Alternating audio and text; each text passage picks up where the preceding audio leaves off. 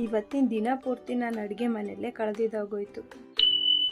Hi hello ಎಲ್ರಿಗೂ ನಮಸ್ಕಾರ, welcome back to ಉನ್ಮೂರ್ ಮನಿ ಬ್ಲಾಗ್. ಊರಲ್ಲಿ ಇದು ಸ್ವಲ್ಪ ಪೌಡರ್ ಉಳಿದಿತ್ತು ಅಂತ ಅತ್ತೆ ಕೊಟ್ಟು ಕಳಿಸಿದ್ರು. ತುಂಬಾ ದಿನ ಆಗಿತ್ತು ಕೊಟ್ಟು ಕಳಿಸಿ. ಅದನ್ನ ಹಂಗೆ ಫ್ರಿಡ್ಜಲ್ಲಿ ಎತ್ತಿಟ್ಟಿದ್ದೆ. ಆ ಪೌಡರ್ನ ಹಂಗೆ ತಿನ್ಬೋದಾಗಿತ್ತು. ಇಷ್ಟು ದಿನ ಟೈಮ್ ಆಗಿರ್ಲಿಲ್ಲ ಅಂತ ನಾನು ಅದನ್ನು ಏನಕ್ಕೂ ಯೂಸ್ ಮಾಡಿರಲಿಲ್ಲ.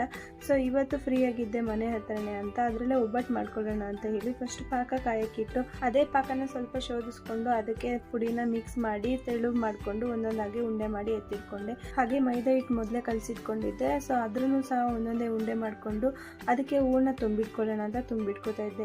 ಒಬ್ಳೆ ಮಾಡ್ಕೊಳಕ್ಕಾಗಲ್ಲ, ಫಸ್ಟೇ ಈ ತರ ಎಲ್ಲ ತುಂಬಿಟ್ಕೊಂಡ್ಬಿಟ್ರೆ ಆಮೇಲೆ ತಟ್ಕೊಂಡು ಇನ್ನೊಂದ್ ಕಡೆ ಬೇಯಿಸ್ಕೊಳ್ಳೋಕೆ ಸರಿಯಾಗುತ್ತೆ ಅಂತ ಫಸ್ಟ್ ಅದನ್ನ ಫಿಲ್ಲಿಂಗ್ ಮಾಡಿಟ್ಕೊಂಡು ಇನ್ನೊಂದ್ ಕಡೆ ತಟ್ಕೊಂಡು ಒಬ್ಬಟ್ಟನ್ನ ಮಾಡಿ ಮುಗಿಸಾಯ್ತು. ಇನ್ನು ಸಂಡೇ ನಾನ್ ವೆಜ್ ಅಂತೂ ಮಿಸ್ ಆಗಲ್ಲ. ಸ್ವೀಟ್ ಜೊತೆ ಖಾರ ಇಲ್ಲಾಂದ್ರೆ ನಡೆಯುತ್ತಾ. ಸೊ ಇದನ್ನೆಲ್ಲ ಮಾಡ್ಕೊಂಡು ಇವತ್ತಿನ ದಿನ ಪೂರ್ತಿ ನಾನು ಅಡುಗೆ ಮನೆಯಲ್ಲೇ ಕಳೆದಿದ್ದಾಗೋಯ್ತು. ನನಗೆ ಟೈಮೇ ಕೊಡ್ಕೊಳಕ್ ಆಗ್ಲಿಲ್ಲ.